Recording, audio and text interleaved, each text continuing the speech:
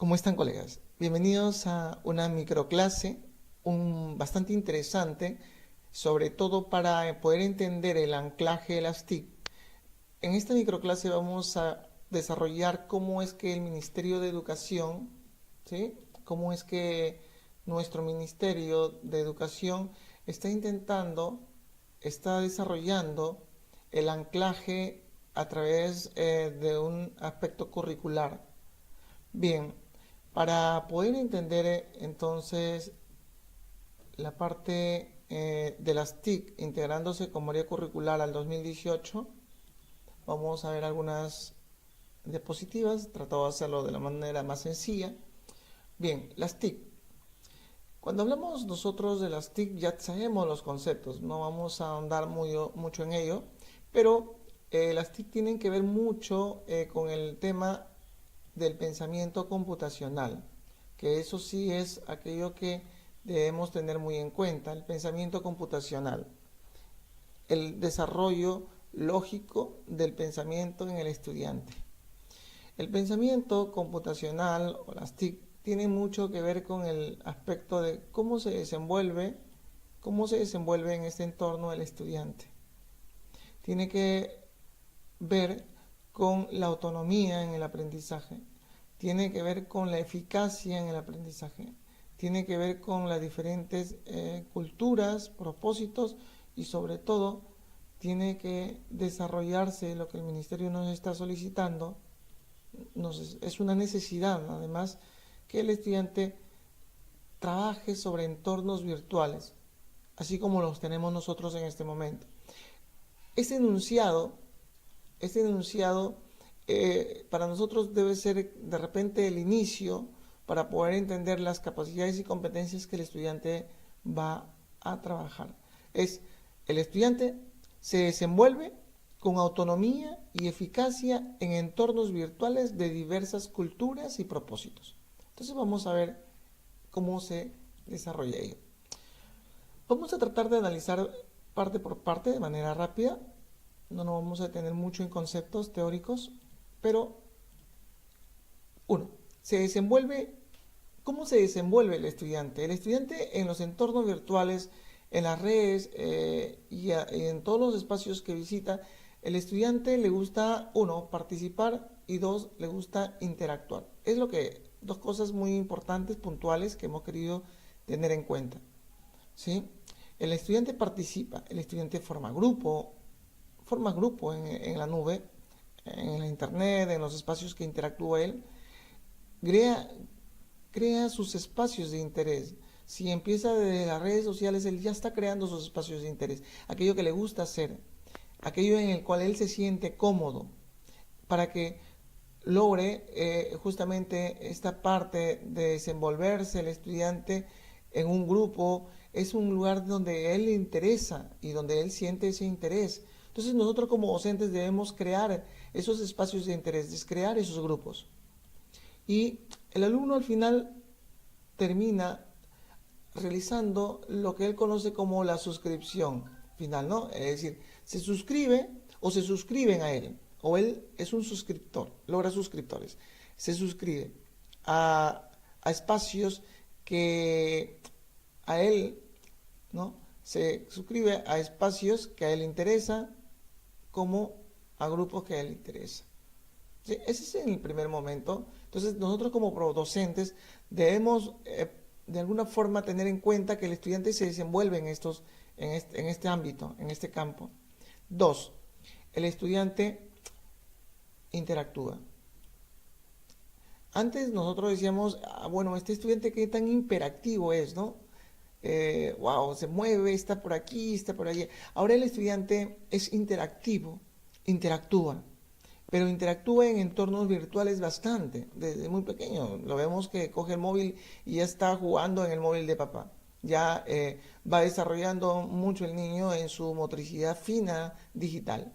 Entonces, el alumno desde muy temprana edad, ¿no?, se conecta, empieza a aportar, colabora, coopera, se instruye y al final el estudiante, nosotros logramos que el estudiante nos termine siguiendo. Es decir, Si nosotros invadimos el espacio del estudiante de manera de poder sacarlo de esos espacios en el cual se encuentra suscrito para llevarlo a un espacio seguro, debemos hacer que él nos siga. Entonces colaboramos con él, aportamos, cooperamos, le damos el tema, ese tema también es importante, lograr que pueda instruirle. Es decir, antes nosotros habíamos conocido el aprendizaje instructivo, ¿verdad? Y habíamos descartado en muchos de los casos por el tema del constructivismo. Y es decir, en este tema ya de el pensamiento computacional, en el estudiante la lógica del pensamiento y lo que va a lograr son instrucciones, son mecanismos que le llevan a un producto. Por ejemplo, el alumno quiere conocer algo, quiere hacer algo, él sigue un tutorial, un video tutorial, y en YouTube, por decirles, en base a ese video tutorial, él puede generar otros ejemplos, puede desarrollar su potencial y su creatividad, porque puede, a través de esa instrucción que sigue en YouTube, ¿verdad? O en un video tutorial.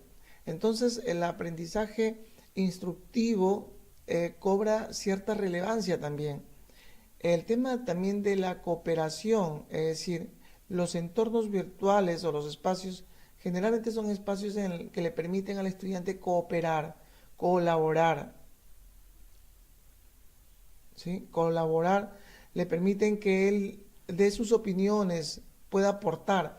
Hay foros, entra un video tutorial y le piden que colabore.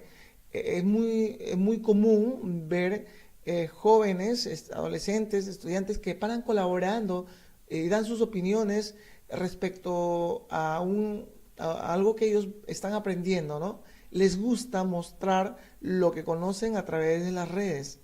Claro que no en todos los casos, ¿no? No en la mayoría de los casos, pero sí en los casos que nosotros podamos conocer y que debemos reorientar.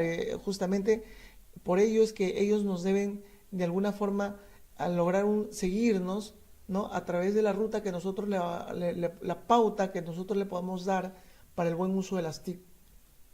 Bien, entonces el alumno en ese caso si logra ello, ¿no? Si logramos nosotros ellos, entonces sí, el alumno logra participar e interactuar. Ahora vamos a ver otra positiva, donde tiene que ver con la parte de la autonomía que estamos subrayando acá. Veamos, perdón, ahora vamos a hacer esto. Ok, la autonomía, que tiene que ver bastante con la autonomía. El tema de la autonomía en el aprendizaje o la autonomía propiamente dicha en el tema de las TIC, ¿cómo se va a lograr? Ok, vamos a colocarlo por acá para poder trabajar mejor. Ok, dice, el estudiante es capaz de realizar una actividad, definitivamente. El estudiante es autónomo para poder realizar una actividad relacionada obviamente al tema de sus aprendizajes, ¿sí?